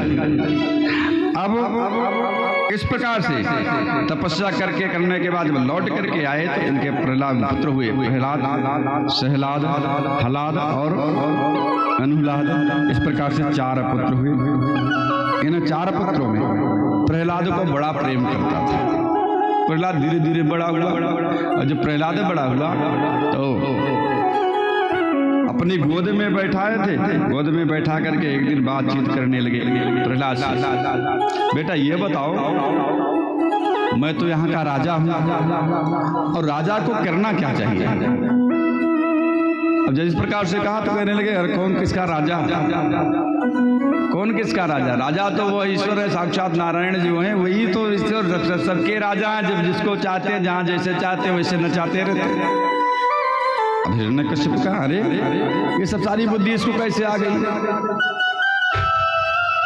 और तो फिर इन्होंने अपने जो शुक्राचार्य जी के पुत्र थे संडा और अमरक, इनके पास भेज दिया, कहा जाओ जा करके तुम हमारे कुल गुरु से शिक्षा प्राप्त करो। बोले वृंदावन बिहारी लाल की। तो क्या हमारे कुल गुरु से जाकर के शिक्षा प्राप्त करो, गुरु जी जो शिक्षा देंगे तो सही हो जाएगा, तुम्हारा दिमाग बुद्धि सही हो जाएगी। भाई प्रशासन जो है, राजा अगर हो जाए तो गाय से गणेश के बदले गाय से गधा पढ़वाने लगेगा। अब भाई गणेश जी सांप्रदायिक हो सकते हैं ना, कोई विशेष वर्ग नाराज भी हो सकता है गाय से गणेश पढ़ने में। अब राजा जो कहेगा तो वही तो शिक्षा देंगे ना, उसके जो शिक्षा देने वाले अध्यापक गण हैं। आदेश जारी हुआ, गाय से गधा पढ़ाओ, गाय से गणेश नहीं, तो गणेश ही पढ़ाए, गधा ही पढ़ाएंगे। कहे चलो जा करके संडा मर्ग के पास जाओ, वहीं पढ़ो। अब संडा मर्ग के पास गए, अब जा करके वहाँ पढ़ने लगे। और जब वहाँ पढ़ने लगे तो एक दिन के बाद फिर प्रहलाद जी से परीक्षा लेने के लिए बुलाए, इनकी परीक्षा ली जाए। और जब परीक्षा लेने के लिए बुलाए तो प्रहलाद जी से पूछने लगा हिरण्यकश्यपु कि बेटा ये बताओ कि अब तक तुमने पढ़ा क्या और हमको क्या करना चाहिए। जब इस प्रकार से कहा तो प्रहलाद जी कहने लगे कि पिताजी देखिए, भगवान विष्णु की जो भक्ति है वो 9 प्रकार से की जाती है। भगवान जो विष्णु की भक्ति है वो 9 प्रकार से की जाती है, उसी को नवधा भक्ति कहते हैं। ये कौन से 9 प्रकार के? श्रवणम, कीर्तनम, विष्णु स्मरणम, पाद सेवनम, अर्चनम, वंदनम, दास्यम, सख्य आत्मनिवेदनम। ये 9 प्रकार की भक्ति है। 9 प्रकार में से किसी एक भक्ति को अपना लें तो भी हमको भगवान प्राप्त हो जाएगा। इनमें कौन कौन प्राप्त किए? कहे विष्णु श्रवणे परीक्षित भवतु, भगवान विष्णु की कथा को सुन करके परीक्षित को मोक्ष हो गया। श्रवणम, कथा सुने, परीक्षित तो कथा सुन के ही मोक्ष पद को प्राप्त कर लिए। और कहे वैशाख कीर्तनम, जो नारद जी तो कीर्तन ही करते रहते, कीर्तन से ही भगवान को प्राप्त कर लिए। कि प्रहलाद स्मरणम, प्रहलाद ने भगवान को स्मरण किया कि जब हिरण्यकश्यप ने कहा कि क्या इस खंबे में है, उन्होंने स्मरण किया, भगवान खंबे में ही प्रकट हो गए। और तदांग्रि भजने लक्ष्मी जी भगवान का भजन करके भगवान को प्राप्त किया। और पृथु पूजने, राजा जो पृथु हुए, पृथु का की कथा हम लोगों ने सुनी थी। और वही पृथु भगवान का पूजन करके भगवान को प्राप्त कर लिया। अक्रूरास्ताभिवादने, अक्रूर भगवान का को प्रणाम करके उनका स्वागत सत्कार करके ही भगवान को प्राप्त कर लिए। और कपिपति दास से हनुमान जी दास्य भाव से श्री राम जी को प्राप्त कर लिए। सखे अर्जुन, सखा भाव से अर्जुन भगवान को प्राप्त कर लिए। और कहाँ भैया, कहाँ अर्जुन और कहाँ भगवान श्री कृष्ण सारथी बन गए कि चलो मैं रथ हाँकूंगा। और आत्मनिवेदने बलिर्भूत, राजा बलि ने आत्मनिवेदन कर दिया भगवान को, भगवान प्रसन्न हो गए। तो जो 9 प्रकार की जो है नवधा भक्ति है ना पिताजी, प्रहलाद जी कह रहे हैं कि 9 प्रकार से जो नवधा भक्ति है पिताजी, इन भक्ति में किसी एक भक्ति को पकड़ लेना चाहिए और भगवान का स्मरण करना चाहिए, उन्हीं का चिंतन करना चाहिए। जब नवधा भक्ति के बारे में सुने प्रहलाद जी से, अब कहने लगे कि अरे दैत्य चंदन बने जातो एम कंडक द्रुमः, ये दैत्यों के चंदन वन में ये कांटे का बबूल का पेड़ कहाँ से उत्पन्न हो गया?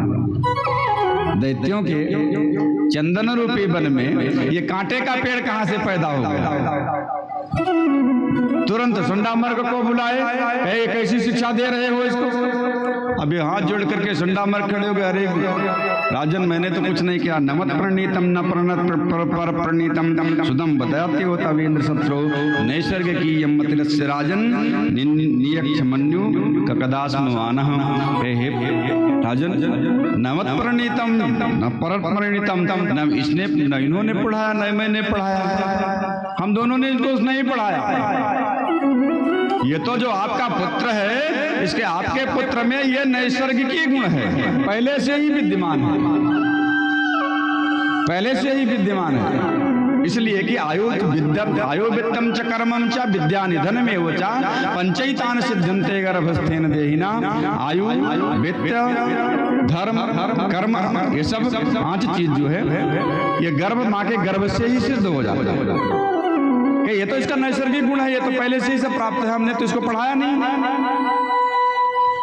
बहुत फटकारे, जब फटकारे तो कहाँ ले जाओ, ले जा करके इसको हमारे धर्म की शिक्षा दो। अब ले गए गुरुजी फिर से, फिर कुछ दिन के बाद बुलाए, लेकिन कोई परिवर्तन नहीं हुआ। फिर एक दिन हुआ क्या कि गुरुजी स्नान करने गए थे संडामर्ग। अब जितने राक्षसों के बच्चे थे सबको बुला लिया प्रहलाद जी ने, और सबको बुला करके कहा आओ मेरे पास बैठो, अब तुमको कुछ ज्ञान की बात बताते हैं, बैठो ज्ञान की बात बताते हैं। अब सब लोग बैठ गए, अब भगवान विष्णु के बारे में बताने लगे, बढ़िया से चर्चा करने लगे। तभी एक साथी बोला कि अच्छा ये बताइए कि आपको ये सब ज्ञान कैसे मिला, आपको ज्ञान कैसे मिला? तो प्रहलाद जी कहने लगे कि सुनो, जब मेरे पिताजी तपस्या करने के लिए चले गए थे तो मैं अपनी माँ के पेट में था। इस बात का पता इंद्र को चला कि मेरी माँ कयाधु गर्भवती है, तो इंद्र मेरी माँ को लेकर के जा रहा था कि मुझको मारने के लिए, गर्भ नष्ट करने के लिए।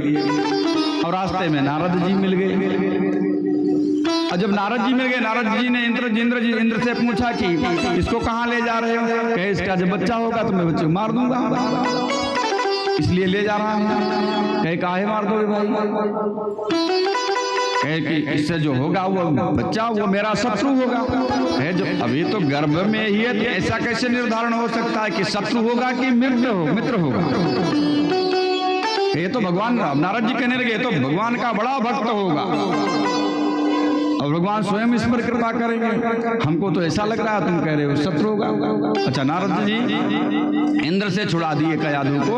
छुड़ाने के बाद फिर अपने आश्रम में लेकर के चले गए। आश्रम पे ले जा करके कयाधु को धर्मशास्त्र का खूब उपदेश किया। भगवान विष्णु के बारे में धीरे धीरे करके खूब बातें बताई।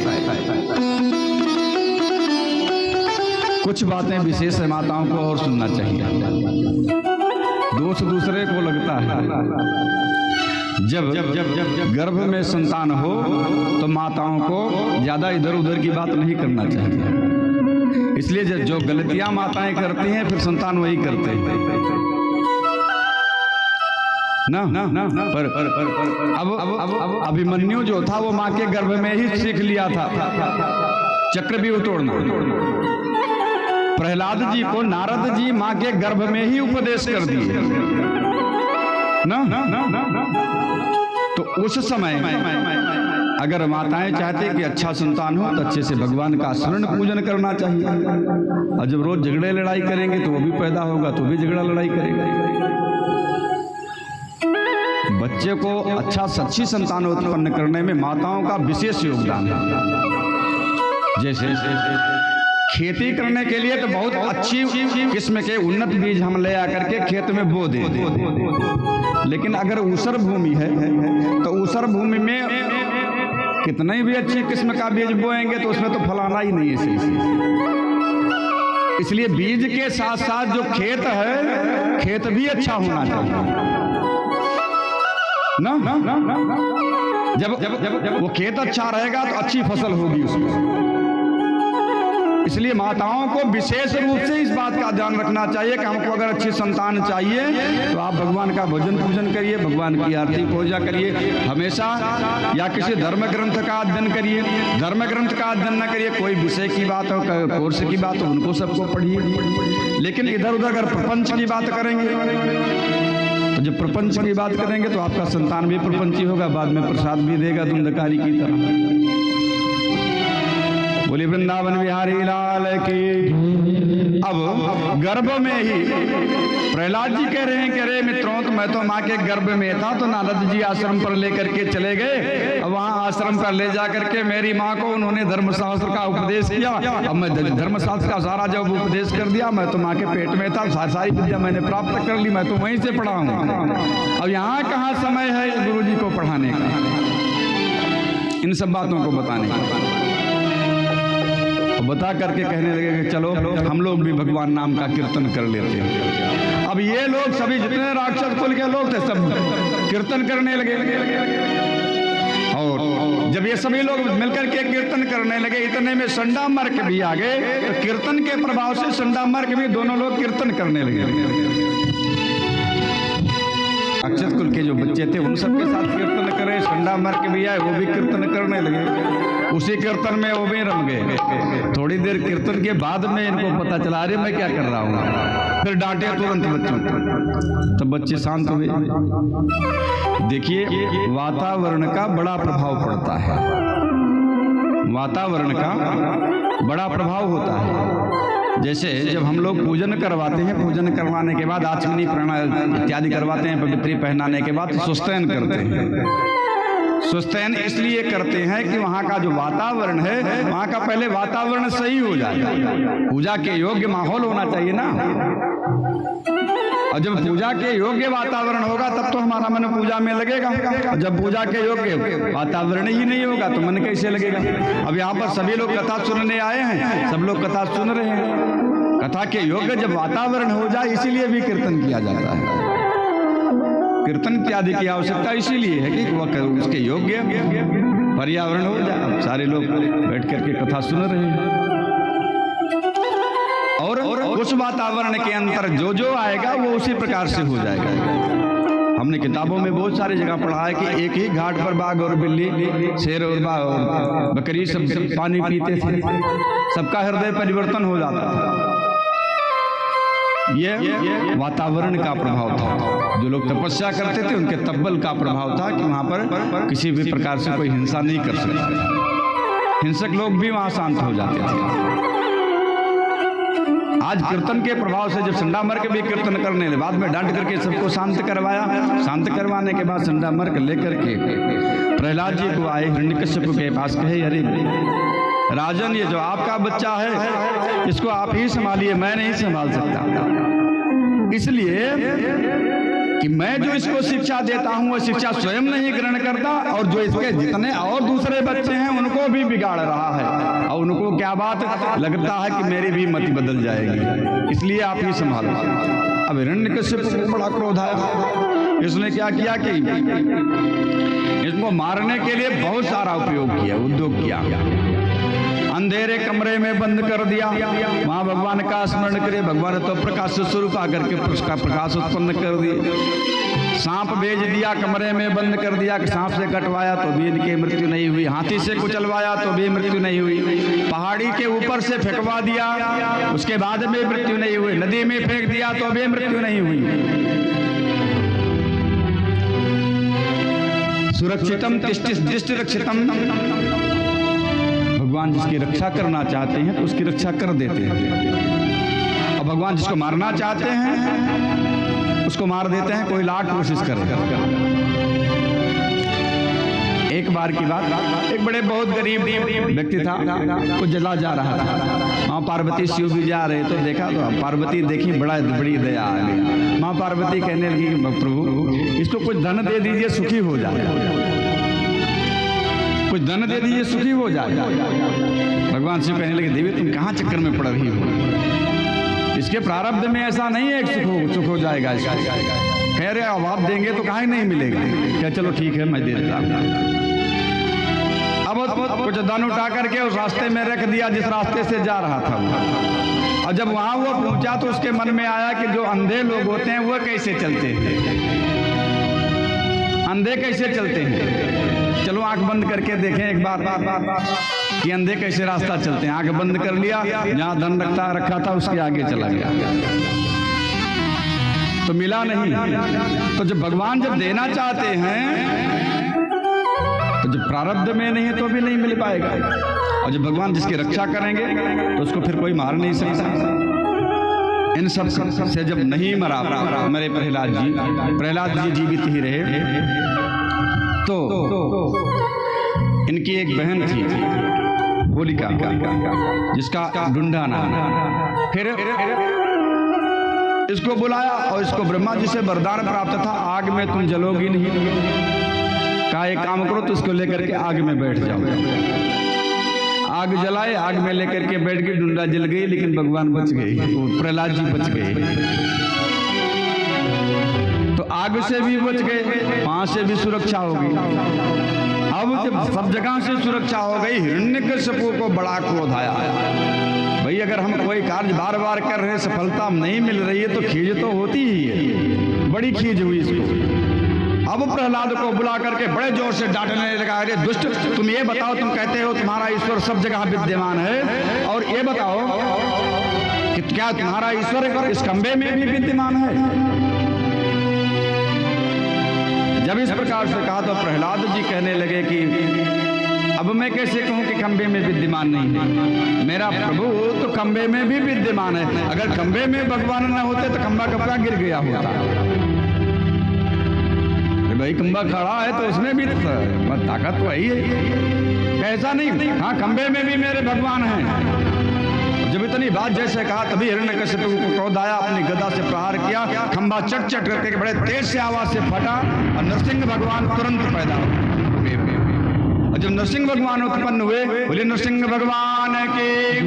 अब देख क्या रहा है हिरण्यकश्यप नरसिंह भगवान को कि आधा शरीर मनुष्य का और आधा सिंह का, ये तो अजीब प्राणी आ गया है,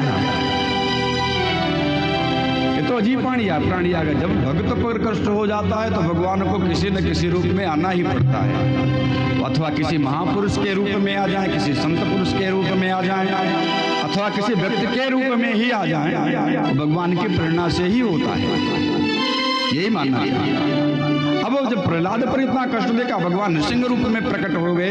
जब भगवान नरसिंह रूप में प्रकट हुए तो देखा ये तो अरे ये कैसा जीव आ गया।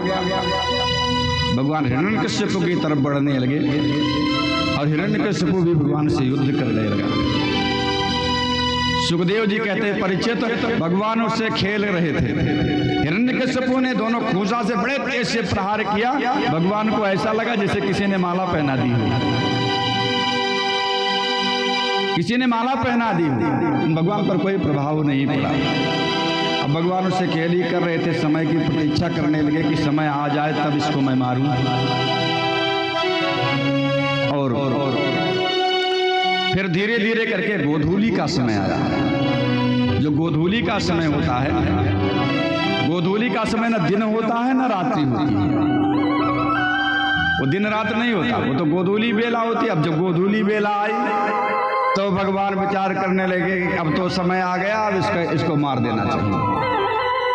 इसलिए कि संक्रांति की अवस्था है, न दिन है न रात है। तुरंत उठा करके ले जा करके दरवाजे में गए, पहुंच गए।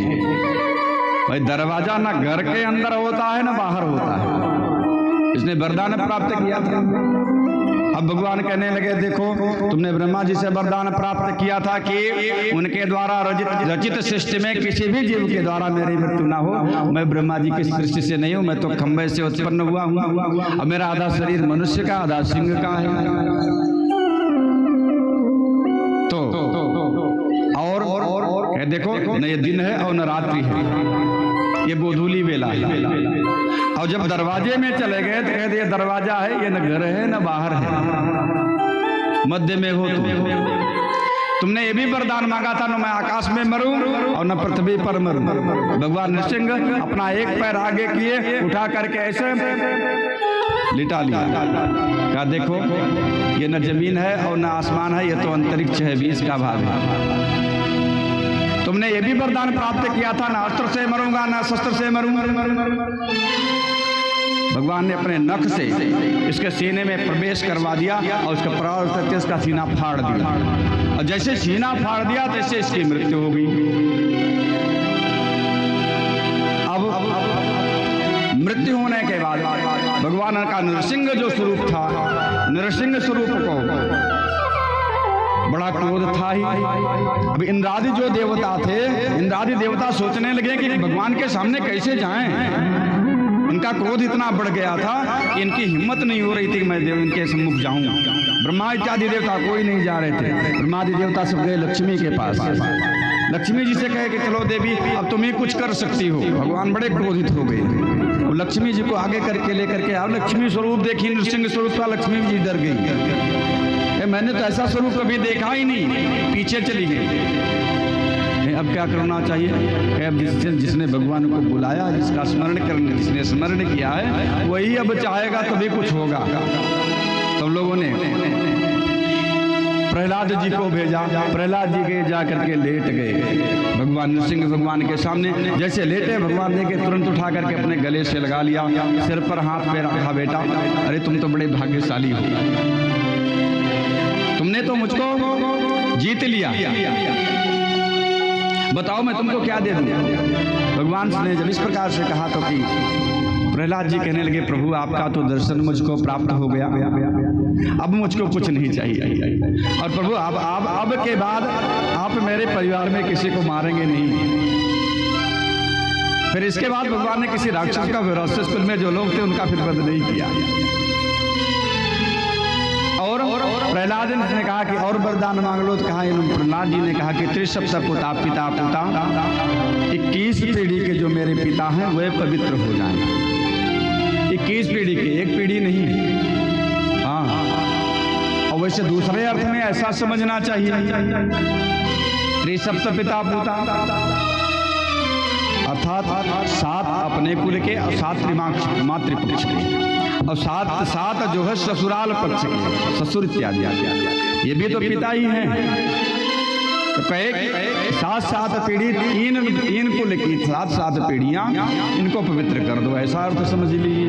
ऐसा दूसरे अर्थ में यह समझ लीजिए कि प्रहलाद की ही 21 पीढ़ी, 7 तरीके 21 होता है, 21 पीढ़ी के जो हमारे पिता हैं, जो हमारे पूर्वज हैं, उन्होंने जो भी कुछ भी पाप कर्म किया है वो सभी लोग पवित्र हो जाए, स्वर्ग लोक में चले जाए। भगवान कहने लगे कि इसमें मांगने की क्या जरूरत थी, और जिस कुल में मैं आकर के दर्शन दे दिया, भला अब उसके कुल में कोई अपवित्र रह जाए तो ऐसा तो नहीं हो सकता। इसलिए कि कुलम पवित्रम जननी कृतार्था वसुंधरा भाग्यवती च धन्या स्वर्गस्थित संपितरोपि धन्या अस्मिन् कुले वैष्णव नाम धेया। जिस कुल में एक भगवान का भक्त हो जाता है तो उसका तो पूरा कुल ही पवित्र हो जाता है। लेकिन अभी आज के समय में इसकी परिभाषा बड़ी उल्टी हो गई। आज किसी का बच्चा अगर छोटा सा है, पूजा पाठ करने लगे, तिलक चंदन करने लगे ना, तो लोग कहें बाबा बनने वाले हैं। बाबा बनावे से बड़ी डरिया है सबका। बच्चा सत्कर्म न करे ठीक है, चोरी चमारी करे बढ़िया बात, लेकिन वो धर्म कर्म न करे। सबसे बड़ी आवश्यकता हमको यही है कि जो हमारी छोटी पीढ़ी है, नई पीढ़ी है, इनको सुधारने की आवश्यकता है। अगर हम अब भी नहीं सुधरे तो कब सुधरेंगे? हम अब भी नहीं सुधरे तो कब सुधरेंगे? समय धीरे धीरे बहुत विपरीत हो रहा है, इसलिए हमको अभी संभल जाना चाहिए। अभी बहुत समय बचा है समझने के। अब जब कहे कि 21 पीढ़ी के मेरे पितर तर जाए कुल, फिर कहने लगे कुलम पवित्रम, उनका कुल पवित्र हो जाता है, जननी कृतार्था माँ धन्य हो जाती है। और वसुंधरा भाग्यवती चैतन्या, जिस कुल में वैष्णव हो जाता है ना, वहाँ उसकी जो पृथ्वी होती है, पृथ्वी भी धन्य हो जाती है। स्वर्ग इत्यादि में जो पितर हैं, पितर भी बड़े प्रसन्न हो जाते हैं कि हमारे कुल में कोई भगवान का भक्त उत्पन्न हो गया। जिसके कुल में एक भी वैष्णव हो जाए, भगवान का भक्त हो जाए, तो समझ लीजिए कि वो सारा कुल, उस कुल का भाग्योदय हो गया।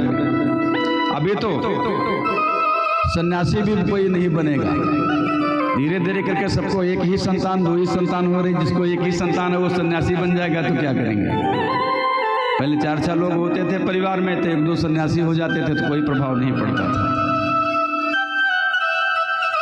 लेकिन अब आज का समय हो गया एक ही है, तो अगर वो सन्यासी हो जाएगा तो घर वाले क्या करेंगे? कुछ दिन में ये भी समस्या होगी। बोले वृंदावन बिहारी लाल की। इस प्रकार से भगवान नृसिंह ने प्रहलाद जी को आशीर्वाद दिया। आशीर्वाद देने के बाद भगवान नृसिंह के नख में जलन हो रही थी, बहुत जलन हो रही थी, इसलिए कि नख से ही तो वध किया था। जब जलन हो रही थी, भगवान नृसिंह ने गूलर के पेड़ में जाकर के अपना नख धंसा दिया, इसलिए कि उसमें दूध बहुत होता है। अपने नख को ठंडा करने के लिए गूलर के पेड़ में जब धंसा दिया तो पेड़ कहने लगा, प्रभु आपने तो अपना ताप मेरे अंदर उतार दिया, लेकिन मुझको तो कुछ मिल जाए। हाँ? अरे भाई, कथा के बाद प्रसाद न मिले तो फिर ठीक न लगे ना। तो कहे प्रभु आपने ताप दे दिया, और ताप देने के साथ साथ मुझको कुछ आशीर्वाद भी दे दिए। नृसिंह भगवान ने आशीर्वाद दिया कि जाओ, मैं तुमको आशीर्वाद देता हूँ, जो व्यक्ति स्नान करके तुम्हारे नीचे से जाएगा, उसके स्नान का जो फल है वो तुमको प्राप्त हो जाएगा। और वो अगर मेरा स्मरण करते हुए जाएगा तब तो नहीं प्राप्त होगा, तब नहीं प्राप्त होगा। अगर मेरा स्मरण नहीं करेगा तो उसके स्नान का फल तुमको मिल जाएगा। कहा ठीक है। इसीलिए हमारे यहाँ अगर किसी की मृत्यु इत्यादि हो जाती है तो हम जब शव लेकर के लाश लेकर जाते हैं शव को, तो जहाँ दूध वाला पेड़ मिल जाता है उसके किनारे से चले जाते हैं। इसलिए कि हम लोगों ने उसको स्नान करवाया है, और स्नान करवाया है तो वो भगवान का नाम जप नहीं सकता। जो उससे स्नान का फल है तो वो वृक्ष ले लेगा। किस प्रकार से भगवान का क्रोध शांत हुआ, प्रहलाद जी को आशीर्वाद दिए। बोले वृंदावन बिहारी लाल की। इसके बाद मनवंतर की कथा आती है, और एक मनवंतर में एक कल्प में 14 मनु होते हैं। एक कल्प में 14 मनु होते हैं। वैसे 71 चतुर्युगी के बराबर का समय जो है एक मनु का होता है, 71 चतुर्युगी। और संध्या संध्यांश इत्यादि मिला करके 72 चतुर्युगी हो जाता है। कलयुग, सतयुग, त्रेता, द्वापर और कलयुग, ये चारों मिल करके जब 72 बार बीतते हैं तब एक मनु का कार्यकाल समाप्त होता है। और जब 14 मनु का कार्यकाल समाप्त हो जाता है तो ब्रह्मा जी का एक दिन बीतता है ना। और जब ब्रह्मा जी की रात्रि आती है तब जाकर के प्रलय होता है। जब ब्रह्मा जी फिर से जगते हैं तब सृष्टि का क्रम फिर से प्रारंभ होता है। तो हम लोगों ने स्वयंभू मनवंतर की कथा अभी तक सुनी। यह प्रथम मनवंतर था जहां से सृष्टि प्रारंभ हुई। भागवत में कथा अलग अलग मनवंतरों की कथा है। ये बड़ा गूढ़ विषय है, इसको समझना चाहिए कि एक ही मनवंतर की कथा नहीं है, इसमें अलग अलग मनवंतरों की कथा है। अब सुखदेव जी कहने लगे कि परीक्षित सुनो, पहले स्वयंभू मनवंतर हुए, इसके स्वयंभू मनु हुए, ये ब्रह्मा जी के पुत्र थे। और जो दूसरा मनवंतर हुआ वह स्वरोचिष नामक मनवंतर हुआ, इसके मनु स्वरोचिष हुए, ये अग्नि के पुत्र थे। और तीसरा मनवंतर उत्तम मनवंतर हुआ, यह उत्तम मनु, इस मनवंतर के जो मनु थे उनका नाम उत्तम था और यह प्रियव्रत के पुत्र थे। जो पंचम स्कंद में हम लोगों ने कथा सुनी, प्रियव्रत और तानपाद मनु शत्रुपा के जो पुत्र थे तो उन्हीं पुत्र थे। और जो चौथा तामस मनवंतर, इसके तामस मनु हुए, यह भी प्रियव्रत के ही पुत्र थे। और पांचवा मनवंतर रैवत मनवंतर, ये रैवत मनु हुए, यह भी प्रियव्रत के ही पुत्र थे। ये तीनों, इनका विस्तार से जब हम वंश का वर्णन कर रहे थे तो बताया था ये तीनों मनवंतर के तीनों मनु हुए। और फिर पांचवा मनवंतर इस प्रकार से फिर हुआ, फिर छठा मनवंतर हुआ चक्षुष मनवंतर। और चक्षुष मनवंतर में भगवान ने समुद्र मंथन इत्यादि की कथा हुई थी। और समुद्र मंथन चौथे मनवंतर में हुआ था। और जो गजेंद्र मोक्ष है, यह गजेंद्र मोक्ष की भी कथा आती है। और जब गजेंद्र मोक्ष की कथा आती है तो कहने लगे कि प्रभु जरा गजेंद्र मोक्ष के बारे में थोड़ा सा बता दीजिए हमें। कहे गज था, हाथी था और ग्राह था। और ग्राह था, ये ग्राह जो था, एक बार की बात, ये जल में स्नान करने के लिए हाथी गया। जब वहां हाथी गया तो हाथी को ग्राह ने पकड़ लिया। और जब हाथी को ग्राह ने पकड़ लिया, पकड़ लेने के बाद जो इसके परिवार इत्यादि वाले थे हाथी के, इन लोगों ने छुड़ाने की कोशिश की लेकिन छूटा नहीं। तो परिवार वाले 1-2 दिन रहे, उसके बाद छोड़ करके चले गए। अब ये हाथी के परिवार की ही दशा नहीं है, सबके परिवार की यही दशा है। अगर महीने 2 महीने सेवा करनी पड़ जाए तो समझ लीजिए प्रलय आ गया। बहुत भाग्यशाली लोग हैं जिनकी सेवा हो जाती है। कहे कि जब सारे परिवार के लोग छोड़ करके चले गए, अब ये बेचारा सोचने लगा तो मेरा तो कोई सहारा नहीं है, अब मैं क्या करूं। जब सारे सहारे छूट जाते हैं तब हम भगवान के पास जाते हैं। वही दशा गजेंद्र की हुई। गजेंद्र ने एक कमल उखाड़ा और उठा करके भगवान को समर्पित किया। कहा, प्रभु जंग धर्म कामार्थ विमुक्त कामा भजन्ति इष्टागति माप्नुवन्ति किम ताशिषो रात्तपि देवं वद्यं करोति मे दब्रदयो विमोक्षणम। हे प्रभु, इस मगरमच्छ से मेरी मुक्त करिए। अरे सारे परिवार वाले तो मुझको छोड़ करके ले चले गए और कोई साथ नहीं दे रहा, और मेरा तो कोई है भी नहीं। प्रभु अब आप ही कुछ कर सकते हो। जब इस प्रकार से भगवान से प्रार्थना किया तो भगवान प्रसन्न हो गए। भगवान आए, सुदर्शन चक्र से सबसे पहले ग्राह का सिर काटा। और जब ग्राह का सिर काटा तो दिव्य स्वरूप में आकर के भगवान से प्रार्थना किया। भगवान से प्रार्थना करने के बाद फिर ग्राह को भी मुक्ति दी, हाथी का भी पैर छूट गया। अब सुखदेव जी कहते हैं कि परीक्षित, ये जो ग्राह था, ये ग्राह पूर्व जन्म में हुहु नामक गंधर्व था। और जो हुहु नामक जो गंधर्व था, एक बार अगस्त ऋषि जल में तपस्या कर रहे थे। अब इसने हूहू गंधर्व ने सोचा चलो मैं इनको भयभीत कर दूं। ये हूहू गंधर्व जल के अंदर चला गया, जाकर के इनका पैर पकड़ लिया। अब अगस्त जी डर गए तो देखा निकाला तो बाद में ये हूहू गंधर्व निकला, तो इसको श्राप दे दिया। कहा तुमने मुझको डर भयभीत कर दिया, जाओ मैं तुमको श्राप देता हूं, मगरमच्छ हो जाओ। वही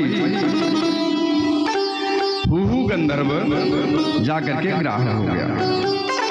और इस प्रकार से भगवान ने ग्राह और गजेंद्र की मुक्ति की। इसके बाद फिर छठा मनवंतर जब प्रारंभ हुआ, छठे मनवंतर में समुद्र मंथन की कथा आती है। और हम समुद्र मंथन की कथा से लेकर के भगवान कृष्ण के जन्म तक की कथा